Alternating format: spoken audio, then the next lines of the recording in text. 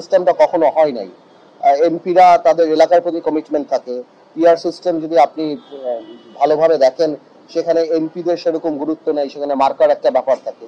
এই পুরো জিনিসটা এত বড় একটা জিনিস, যে জিনিসটা আমি মনে করি একটা সংসদে আলাপ হওয়া, একটা জনগণের সরকারের এইটার এখতিয়ার থাকে, এইটা পরিবর্তন করে না। এই মুহূর্তে এই সরকারের এই হঠাৎ করে এই ব্যাপারে কথা, বা সরকার না, আমি বলছি যে অন্যান্য কিছু রাজনৈতিক দল দাবি করছে, আমি মনে করি না এটা প্র্যাকটিক্যাল, এবং বিএনপি আমাদের সাথে একমত যে এটা না না। পিআর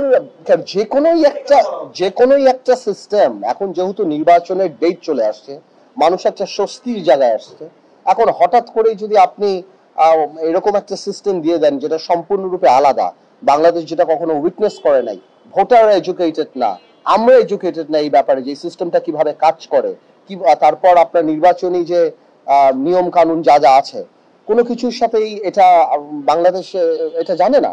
তো ন্যাচারালি এরকম একটা প্রশ্ন থাকতেই পারে যে এই ধরনের সিস্টেম কি ইন্ট্রোডিউস করা হচ্ছে, কোনো এর বিরুদ্ধে কোনো ষড়যন্ত্র আছে কিনা, নির্বাচন কি পিছিয়ে যেতে পারে কিনা, বা পিছানোর কোনো পায়তারা আছে কিনা।